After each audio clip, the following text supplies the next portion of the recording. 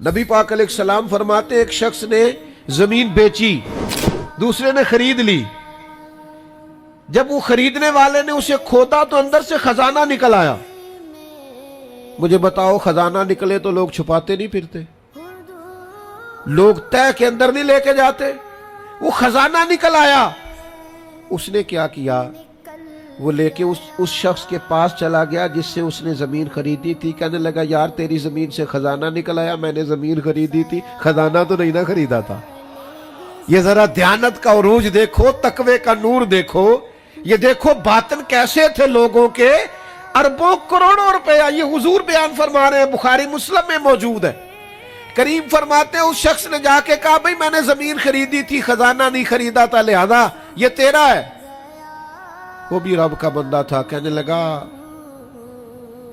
میں نے نا زمین بیچی تھی اور جو کچھ ہے وہ سارا ہی بیچ دیا تھا، لہذا نکل آیا تو تیرا ہی ہے۔ میرا ہوتا تو جب میرے پاس تھی تب نکلتا، لہذا تیرا ہی ہے۔ دونوں میں بحث ہونے لگ گئی، وہ کہتا ہے تو رکھ، وہ کہتا ہے۔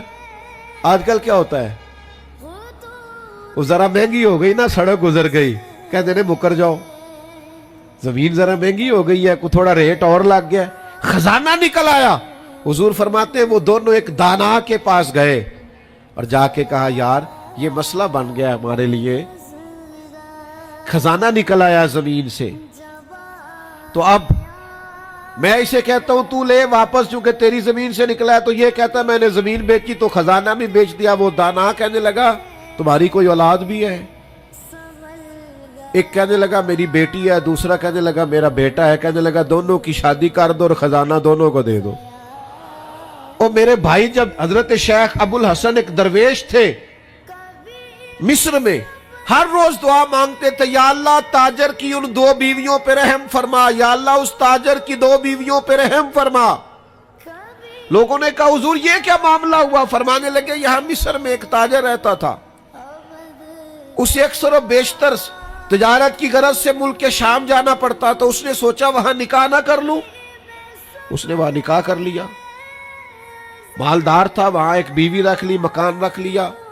اب یہ جو بیوی مصر میں تھی نا، اسے تھوڑا شک گزرا، بیوی بڑی گہری جاسوس ہوتی ہے، اسے سمجھ آ گئی کہ بدلے بدلے سے میرے محبوب نظر آتے ہیں، اسے سمجھ آ گئی کہ دھلے دھلے کپڑے آتے ہیں، وہ کیفیت ہی نہیں پہلے جو رنگ ہوتا تھا۔ ایک شخص کو پیسے دیے، کہا ذرا اس کی جاسوسی تو کر۔ شیخ فرماتے ہیں وہ ملک کے شام پہنچا، اس کے پیچھے پیچھے وہاں جا کے اس نے واپس آ کے خبر دی کہ تیرے شوہر نے تو نکاح کیا ہوا، لیکن اتفاق کی بات یہ کہ اس دفعہ جب یہ سفر سے آیا تو شدید بیمار تھا، بیوی حوصلے والی تھی، صبر والی تھی۔ اس نے سوچا کہ ذرا صحت اس کی ٹھیک ہوتی ہے تو پھر میں اس سے بات کروں گی کہ تم نے مجھے بتایا ہی نہیں اور نکاح کر لیا ہے۔ لیکن اس کی طبیعت ٹھیک نہ ہوئی، وہ زیادہ بیمار ہوا، حتیٰ کہ انتقال کر گیا۔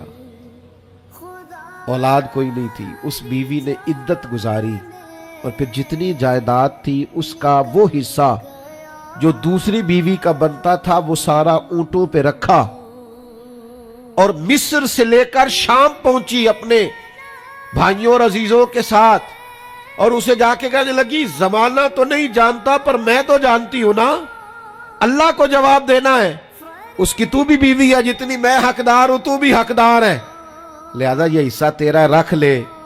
وہ کہنے لگی، میری بہن اللہ تجھے جزا دے، جس رب کو تو نے قیامت میں حساب دینا میں نے بھی اسے ہی دینا ہے۔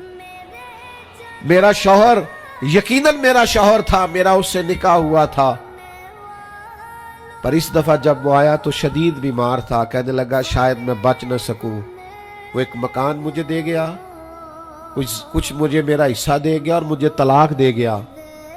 کہنے لگا کہ تو جہاں چاہے نکاح کر لینا، میری صحت مجھے لگتا ہے کہ اب وقت جانے کا آ گیا۔ کہنے لگی بہن چونکہ مجھے طلاق ہو گئی تھی اب میں اس میں سے حصے دار۔ شیخ فرماتے ہیں گواہ دونوں کے پاس کوئی نہیں تھا، پر دونوں اللہ کو جواب دینا چاہتی تھی۔ اس تقوی کا مظاہرہ کیا، فرماتے ہیں میرا دل کرتا ہے جب بھی نماز پڑھتا ہوں تاجر کی دونوں بیویوں کے لیے دعا کرتا ہوں، فوا ربک لنسألنہم اجمعین، محبوب تیرے رب کی قسم قیامت میں ان سے حساب لوں گا۔